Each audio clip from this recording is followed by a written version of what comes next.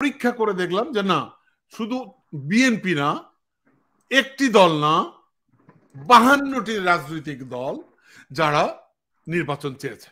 এ ব্যাপারে আপনার টেকটা নিতে চাই প্লিজ। সবার আগে কথা হচ্ছে কি, 52টি দলের বাইরে কথা হচ্ছে কারা নির্বাচন চায় না। আপনি দেখেন অনিবন্ধিত রাজনৈতিক দল এনসিপি, তারা নির্বাচন চায় না। আপনি নিবন্ধনকৃত 10টারও বেশি রাজনৈতিক দল রয়েছে যারা নির্বাচন চায়। আর অনিবন্ধিত রাজনৈতিক দল ডক্টর ইউনূসের দল, তারা নির্বাচন চায় না। ওইটাই তিনি বেশি গুরুত্ব দিচ্ছেন।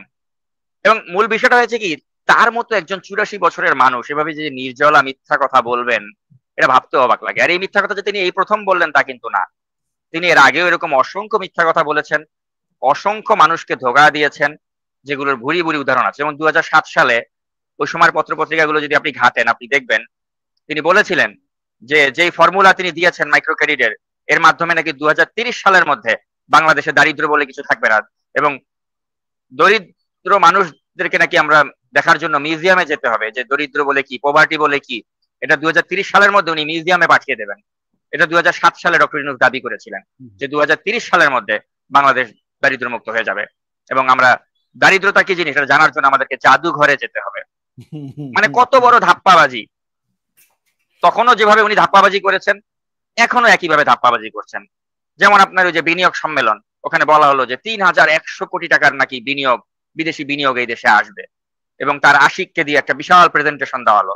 1 পয়সার বিনিয়োগও কিন্তু আসে নাই, এবং আসবেও না যতদিন এই সরকার ক্ষমতায় আছে। কারণ এটা নির্বাচিত সরকার না আসলে কোন দেশের সরকারই এখানে বিনিয়োগ করবে না। এটা হচ্ছে বাস্তবতা। ডক্টর ইউনূস এই বাস্তবতাটা জানেন, কিন্তু তাকে তো প্রচার প্রপাগান্ডা করতে হবে।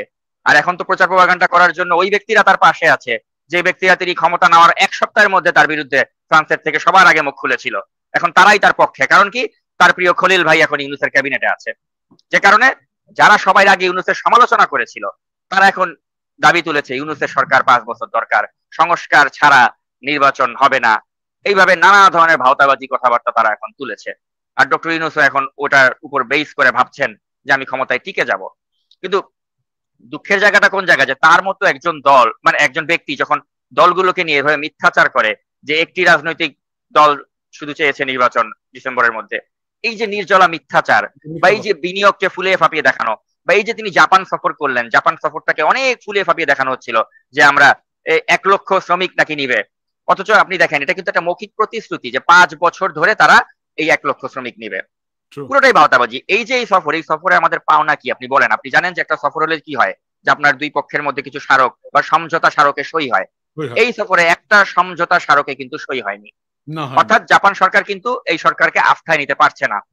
তারা কিন্তু কোন ধরনের সমঝোতা স্মারকে সই করে না। যা কিছু হয়েছে মৌখিক প্রতিশ্রুতি দিয়েছে, কার্যকর ভাবে কিন্তু কোনো কিছু তারা অ্যাসুরেন্স কিন্তু এই সরকারকে দেয়নি। এখন মূল বিষয়টা হচ্ছে যে ডক্টর ইউনূস আসলে চাচ্ছেন যে যে করেই হোক ক্ষমতাটাকে আঁকড়িয়ে ধরে রাখতে হবে, এবং নির্বাচন না দিয়ে ক্ষমতাটাকে উপভোগ করতে হবে, এবং এ কারণেই তাকে ধরনের মিথ্যাচারের আশ্রয় নিতে হচ্ছে। এবং শুধু এই যে এটা তো ঠিক আছে সাকিব, মিথ্যাচার হচ্ছে এখন অনেকে এটাকে বলছে নানা নাতির সরকার।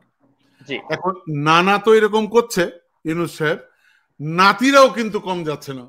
আপনি দেখছেন যে নাতিরা ইতিমধ্যে ওই নতুন বন্দোবস্তের নামে এই পুরনো ওই যে শেখ হাসিনার আমলে যে ওই যে বট বাহিনী তৈরি করা, এটার জন্য তারা মানে ঘোষণা দিচ্ছে। তো আমি একটু না, আমরা তো তার এক্সপেরিয়েন্স করতেই পারছি, যে আমি আপনি কথা বলছি, আমাদেরকে যেভাবে বট আইডি তৈরি করে গালাগালি করা হচ্ছে, এ থেকে তো বোঝা যায় যে এখানে তারা ভালো মানে পয়সা খরচ করেছে। রাইট। আমি একটু সেই নাতির মানে কথাটা একটু শুনি। ইয়াং জেনারেশন একটা গ্রুপ করতে হবে, 2-4টা ফেক আইডি দিয়ে এলাকার বড় বড় সকল নেতাদের মুখোশ উন্মোচন করতে হবে। কি বুঝলেন? জি, তো এই হচ্ছে বাস্তবতা। তো এখন প্রশ্ন হচ্ছে যে আমরা নানা এবং নাতির শাসনে পড়ে গেছি। হ্যাঁ, আমরা এই নানা এবং নাতির শাসন থেকে বেরোতে চাই। সো আর কিছু বলবেন নাকি? আমি পরবর্তী। অবশ্যই আমি বলতে চাই যে এই যে আপনি বললেন নানা এবং নাতি কেন একজন আরেকজনকে এত ভালোবাসে, কারণটা হচ্ছে, আমি বলি প্রথমে নানার প্রসঙ্গে বলি।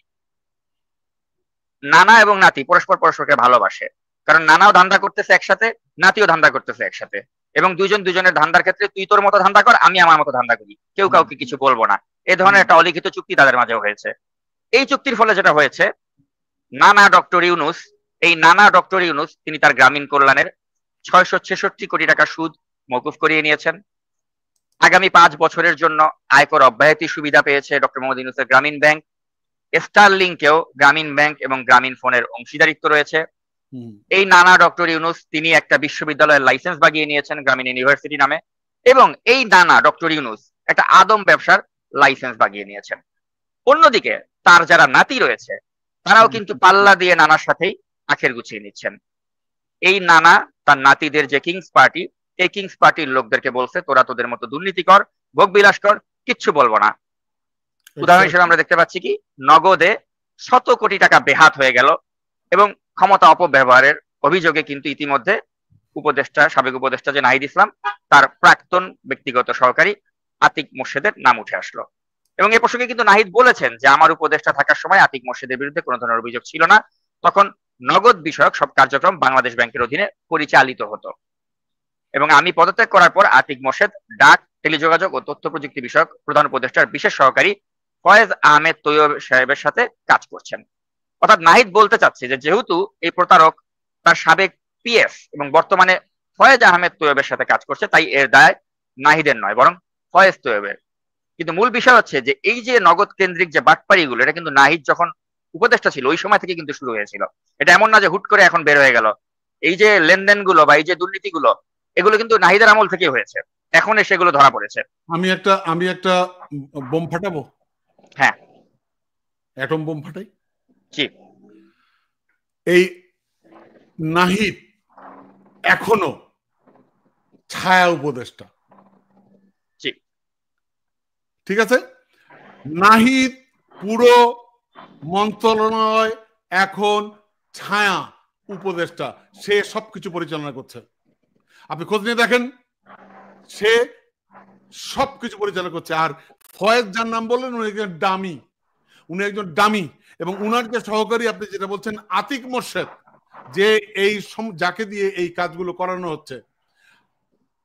দর্শক আপনারা একটু খোঁজ নিন, আমি একটু জানতে চাই, আমি নিশ্চিত হতে চাই।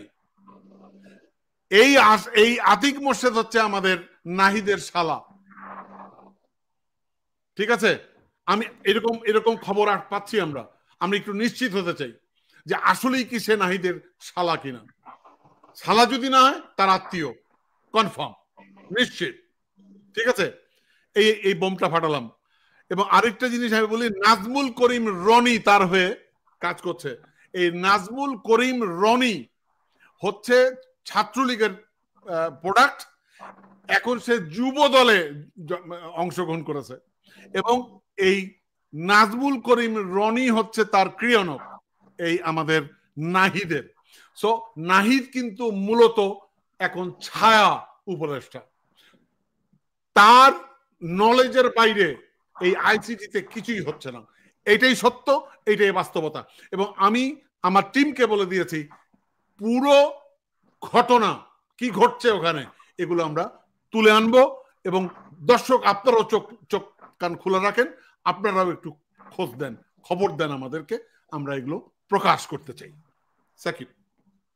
জি, এবং আপনি যে নাহিদের প্রসঙ্গ বললেন, শুধু নাহিদ কেন, এই যে আরেকজন ছাত্র উপদেষ্টা যে এই যে যুব ক্রিয়া এবং স্থানীয় সরকার মন্ত্রণালয়ের দায়িত্বে যিনি আছেন, আসিফ মাহমুদ সজীব ভুইয়া, তার সাবেক যে সহকারী একান্ত সচিব মুয়াজ্জেম হোসেন, তাকেও কিন্তু দুর্নীতির দায়ে দুর্নীতি দমন কমিশন দুদক কিন্তু জিজ্ঞাসাবাদ করেছে।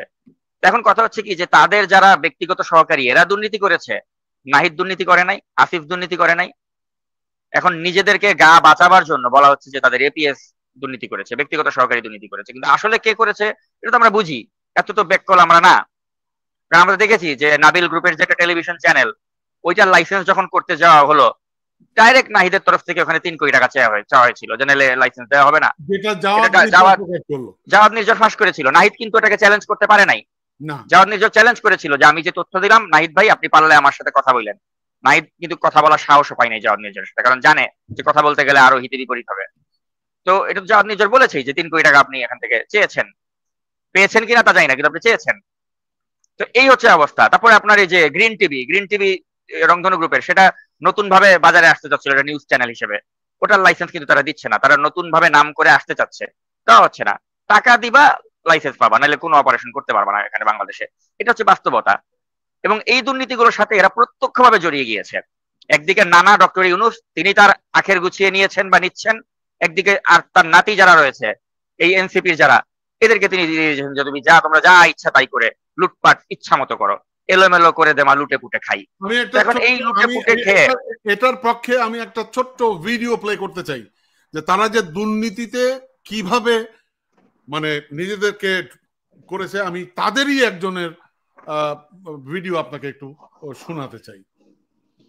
আজ থেকে 4 মাস আগে তাদের কি ক্রেজ ছিল, এখন তারা পোস্ত দূরের কথা রাস্তায় এসে দাঁড়াইলে অর্গানিক 100 লোক পায় না। এই যে তোমাদের সাথে 100 লোক নাই, এটা তো আমাদের জন্য আনন্দদায়ক না, এটা দুঃখ। জুলাই হেরে যাচ্ছে। এনসিপির 3টে অপরাধ। নাম্বার 1, সে জুলাইকে কুক্ষিগত করেছে। ঠিক 71-এ মুক্তিযুদ্ধ যেভাবে আওয়ামী লীগ কুক্ষিগত করেছে, এনসিপি জুলাইকে কুক্ষিগত করেছে। মুক্তিযুদ্ধ করেছে সবাই, আপামর, কৃষক, শ্রমিক, জনতা, জনযুদ্ধ। আওয়ামী লীগ এসে বললো আমি যুদ্ধের মালিক, সাথে দিল্লি সংবিধান লিখে দিল দিল্লি, এখানে আর একটা বাকশাল কায়েম করে এটা আওয়ামী লীগের গঠনতন্ত্র তারা বানাই ফেললো। জুলাইকে কুক্ষিগত তারা করেছে। এই জুলাইকে কুক্ষিগত করার কারণে তারা দ্বিতীয় যে কাজটা করেছে, অনেকেই তারা দুর্নীতিগ্রস্ত হয়েছে। দেখেন আমাদের কলিজা ছিঁড়ে যায় এই কথাটা বলতে। আজ থেকে 10 মাস আগে যেই ছেলেটা দেখেছি সারা গায়ে আঘাতের চিহ্ন জুলাইয়ের আন্দোলন করতে গিয়া, সেই সব ছেলে মেয়ে মাত্র 8-10 মাসের মধ্যে কিভাবে কোটি টাকার মালিক হইতে পারে, এই চিন্তা আমাদেরও ঘুম আসে না। 8-10 মাসের মধ্যে কি করে কোটি টাকার মালিক হতে পারে, এটা আমাদেরও মাথায় আসে না। সাকিব বলুন। এটাই আমি এই প্রসঙ্গে আমি সর্বশেষ আমি র্যাপ আপ করবো এটা বলেই, যে আমি আসলে যতটুক না নাহিদকে বা আসিফকে দোষ দেব, তার থেকে আমি অনেক বেশি দোষ দেব হচ্ছে ডক্টর মোহাম্মদ ইউনূসকে। কারণ তিনি এই নানা তাদেরকে প্রশ্রয় দিয়েছেন, তাদেরকে দিয়ে রাজনৈতিক দল করতে দিয়েছেন, তাদেরকে তিনি উপদেষ্টা বানিয়েছেন, এবং এগুলো করেই কিন্তু তাদেরকে তিনি নষ্ট করেছেন। তারা স্টুডেন্ট, তাদের এই প্রতিনিধিত্ব দরকার ছিল না। তারা এখন পড়াশোনা করার সময়, তারা তাদের মেধার বিকাশ করতে পারতো, লেখাপড়া করতে পারতো। তাদেরকে এই যে লেখাপড়া কমপ্লিট না করে তাদেরকে যে রাজনীতিতে নিয়ে আসলেন, তাদেরকে উপদেষ্টা বানালেন এবং তাদেরকে যে এই দুর্নীতির সাথে জড়িয়ে দিলেন, তাদের পুরো ক্যারিয়ারটা কিন্তু তিনি ধ্বংস করলেন। তাই মনে করি যে ডক্টর ইউনূস তিনি এর জন্য দায়ী, কারণ তার রাজনৈতিক উচ্চাভিলাষের জন্য দায়ী। এবং তিনি নিজেই বলেছেন যে এই ছাত্ররা তার নিয়োগকর্তা, এবং এই নিয়োগকর্তাদের মাধ্যমে তিনি চাচ্ছেন এই দেশটাকে লুটে পুটে খেতে এবং মার্কিন সাম্রাজ্যবাদী শক্তির অংশ হিসেবে তাদের পরিকল্পনা বাস্তবায়ন করে নিজের এবং নিজের নাতিদের আর্থিক অবস্থার উন্নতি ঘটাতে। এখন আমি আসলে অবাক হই যে একটা 84 বছরের মানুষ, তার জীবনের আর চাওয়া পাওয়া কি থাকতে পারে, কিন্তু দেখছি যে না, তার চাওয়া পাওয়ার আসলে শেষ নেই।